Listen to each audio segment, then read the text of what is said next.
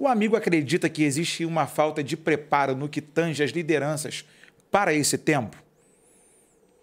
Hoje nós temos pastores formados sem uma formação de vida, no sentido de entender que você pode ser um bom pregador, mas isso não significa dizer que você é pastor. Sim. Você pode ser uma pessoa influente digitalmente, mas não significa dizer que você sabe o que é o ministério apacentar, cuidar, ter cheiro de ovelha. Tem muita gente aí hoje na rede social que tem milhões de seguidores. Prega, são palavras de impacto, mas se você botar aquela pessoa para de repente fazer um enterro, uma cerimônia, não sabe o que falar. Não sabe? Não, eu estou em depressão. Eu acho até muito interessante. Ele sabe isso. que ele tem que falar a verdade, mas ele tem que entender o ofício dele. Como é que foi feita essa ordenação? Em que história? Qual é a história dele? O que ele viveu? Quando Davi foi ordenado, Davi faz uma oração. O Salmo 23 ele escreve: o Senhor é meu pastor. A sua presença nada me deixa faltar. Deitar-me faz em verde espaço, guia-me mansamente as águas tranquilas. E ele fala uma coisa interessante. Ele fala assim: unge a minha cabeça com óleo e preparas uma mesa perante os meus adversários. Davi era um adolescente que naquele momento cuidava do lixo e cuidava dos animais. Os seus irmãos estavam lá, frente aos filisteus, guerreando. Davi andava 4 horas por dia para levar comida para os irmãos. Só para isso. E cuidava do bicho. E quem cuidava dos bichos eram os escravos. Quem cuidava do lixo era um serviço para escravo. Davi passou um problema muito sério dentro do contexto dele, social e familiar. Mas ele escreveu uma oração. Deus fala a Samuel, que era uma figura emblemática, conhecido como Poder Legislativo, Poder Executivo, Poder Judiciário, Ministério Público e CNJ, Conselho Nacional de Justiça. Assim era Samuel visto pelo povo se ele estivesse hoje aqui. Ele era a autoridade máxima. E ele bate na porta de Jessé e fala: eu vim aqui para ungir alguém, é rei. Porque Deus mandou. E quando Jessé está na casa e Davi está na casa, manda chamar Davi, mas não mostra Davi para Jessé, para esse determinado por Deus. Aí Davi vai chamar os irmãos chegam primeiro, ele vem a pé, os irmãos vão a cavalo, e quando Davi chega, Davi vai cuidar do lixo, Davi vai cuidar dos animais. E nesse contexto, quando todos os irmãos dele não são escolhidos, Jessé sabe que Deus escolheu aquele lugar e que Deus não dá parada errada. E Samuel também sabia. Então alguma coisa vai acontecer. Peraí, acho que é o filho do adultério, mas não vou chamar não. E Samuel foi perguntar: vem cá, e aí? Parafraseando. Não tem mais nenhum filho? Porque, Deus mandou vir aqui, o endereço é esse. Ô, Davi! Aí chama Davi lá. Davi poderia não ir naquela humilhação, mas ele vai. E no meio do caminho, os meninos querem comer. A comida estava farta. Porque, você vai receber a maior autoridade de Israel. Devia ter picanha, alcatra contra filé, né? Tô até com fome que eu não almocei ainda, né? A gente tá gravando aqui. Você já almoçou, você tá bem, tá passando 6 horas da noite, já tá já na última ceia. Daí, meu irmão, Samuel, ninguém senta à mesa se não o escolhido chegar. Deus escolheu o menor da casa. Davi, ele vai dentro de uma linha em que ele não era, mas ele idealizou o que ele queria ser. E aí desce sobre a cabeça dele o óleo. E quando Samuel sai na primeira partida, ele esquece o chifre. Deus manda ele voltar para pegar o chifre, porque o menino tinha que ser ungido.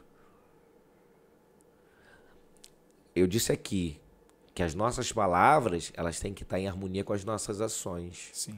Não é verdade? Então, dentro desse contexto que a gente está fazendo essa apresentação, é importante que o telespectador entenda que não existem pessoas melhores do que as outras. Existem pessoas determinadas naquilo que elas querem. Se eu falar de um cara que tentou mais de 700 vezes e não desistiu e tentou de novo e foi bem sucedido, e é por isso que nós temos iluminação aqui, Thomas Edison. Isso aí. O cara inventou a lâmpada, meu irmão. Só que antes dele tinha um outro cara que não me lembro agora, mas o cara nem patenteou, não registrou, não fez nenhuma proteção nenhuma, ele não registrou o fato. Mas Thomas Edison, ele fez certinho. Mas fracassou 700 vezes? Não. Foram caminhos que ele não iria tomar mais para chegar à luz que está aqui, que está no meu relógio, que está no seu telefone, que vai derivando as invenções, né?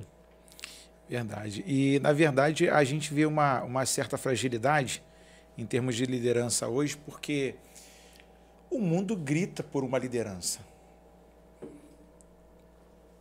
todas as pessoas querem alguém que possam aconselhá-las, direcioná-las, apontar um caminho. E aí, dentro da sua pergunta, isso é o preparo. E tem muita gente se formando digitalmente aí, pegando frase impacto, decorando e jogando lá, mas não tem nenhum preparo. Então eu acredito, né, que falta preparo. Porque aquele preparo da escola antiga. Por exemplo, eu às vezes dou aula no seminário e falo pra galera assim, quem aqui veio para ser pastor? Aí a galera, eu. Legal, pode ir embora. Toma um susto. Ué, mas não, aqui não faz pastor. Aqui faz o teólogo, o cara que vai estudar a Bíblia. Isso você vai usar no seu exercício pastoral. Duro, hein? Para chamado, é Deus quem dá. É verdade, é verdade. Aí os caras olham assim, não, eu falei, não, meu amigo. É verdade. Aí os caras, poxa, eu falei, como é que você... Eu falei, eu até aplico na seguinte situação. Sua esposa tá grávida, você vai fazer o pré-natal aonde? Lá no açougue? Claro que não, meu irmão. Aí eles, ué, pastor, eu falei, você como pastor, aplaudo você que veio para se preparar. Sua igreja entendeu que você tem chamada, te mandou para cá, fez a carta, você está aqui estudando, você está se aprimorando. Para quando você chegar lá, você ser um cara que não vai ser enredado em situações que vão te jogar para trás. Agora, o problema é que, às vezes, nós não queremos o preparo e, às vezes, também não nos deixamos sermos afiados para tal. Ok. E aí a gente vê uma galera falando, se achando no direito de serem, assim, uma voz, quando, na verdade, nunca sentaram para ouvir. É isso aí. É o problema da rede social, né? Como é que você enxerga isso, Davi? É assim, hoje que olha o David Muniz lá, esse garoto é um playboy, só viajando, gerado, né? Ele não sabe da nossa história, né? Das nossas guerras, das nossas batalhas. Eu, quando fui ordenado ao ministério pastoral, eu nunca nem quis ser pastor. Meu pai era pastor, minha mãe pastora. Meu pai faleceu em 2011, com 61 anos de idade. Meu pai dizia, não é porque é filho de peixe que tem que ser, né? Pastor, não. Você tem que ter o chamado. E eu, com 7 anos de idade, a gente orava em casa, aquele culto doméstico que hoje quase ninguém faz. Ia em alguns lugares de vasos de oração que realmente tinha aqueles vasos mesmo de Deus, né? Não era esses caras midiáticos, sensacionalistas, né? Que depois te manda logo o Pix pra ele, porque ele orou. Não, orei, manda logo o Pix, né? Tal. Tá na live, tá com o Pix, deposita aqui, pô, não dá. Ou realmente. Dá só sabe revelar CPF, nomezinho e tal. Apresenta Deus como uma bola de cristal, né? E vicia pessoas a te procurarem, né? Quantas pessoas me procuram, olha por mim. Como é que eu vou orar para uma pessoa que eu não conheço o conceito do histórico dela, o que ela está passando? Porque tem lutas que a pessoa vive porque ela plantou sementes ruins lá atrás. E aí ela está colhendo os resultados. Não adianta agora vir um sacerdote falar com Deus para comprar uma briga de rebelde. Não dá, cara. Você tem que conhecer a história.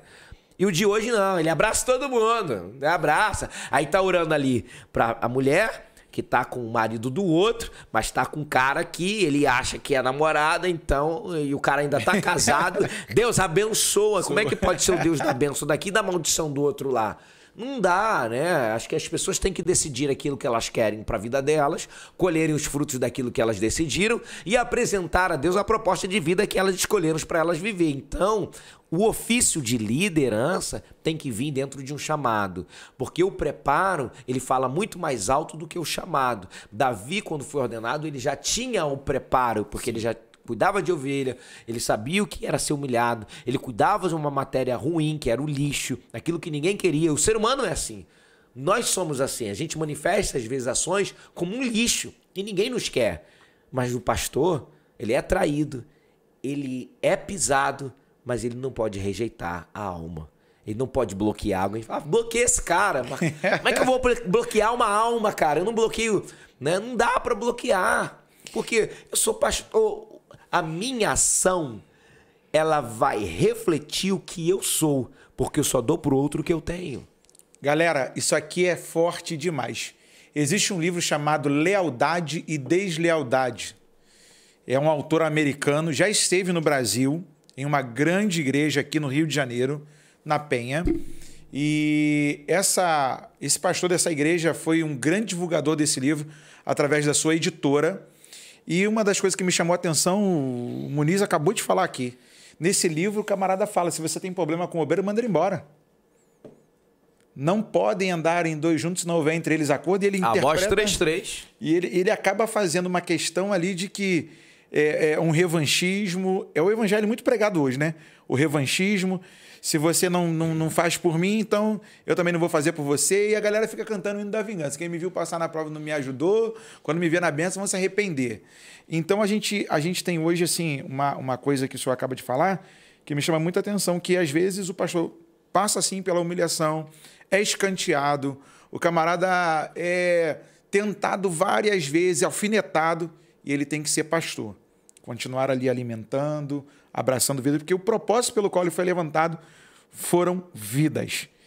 Aí eu faço a outra pergunta. Dentro desse turbilhão de informações ruins na pandemia, onde muita gente foi abalada, deprimida, como se manter com uma mente sadia em tempos de crise? Ter uma mente blindada. Quando eu blindo a minha mente, eu não permito que o que está à minha volta surta efeito naquilo que está dentro da minha mente. Entender isso no mundo fático é compreender que dias difíceis vão chegar. Mas esses dias difíceis não podem interferir dentro daquilo que é o meu projeto de vida. Eu posso estar no deserto e não morrer no deserto. Eu posso entrar num labirinto e não ficar desesperado. Por quê? Mente blindada conquista o que idealizou. Uma mente vulnerável sem uma blindagem, sem uma proteção, permite que as interferências externas desmotive os teus projetos. Então, se você tem um sonho de abrir uma empresa num shopping e você permite que alguém chegue para você, não abra, porque os shoppings estão fechados, você vai ter prejuízo, tá na pandemia, espera a pandemia passar. E aí você deixa de abrir ali, aí você vai abrir na rua. Aí logo depois, de repente, tem um decreto federal, aquilo volta. Aí você perdeu uma oportunidade de um momento que estava lá embaixo de fechar um contrato e de acreditar no teu sonho. Então, o que está à minha volta pode ser forte, mas nunca mais forte do que aquilo que está dentro de mim. Mas o que está dentro de mim tem que ter a capacidade para transformar o ambiente que está à minha volta. É isso.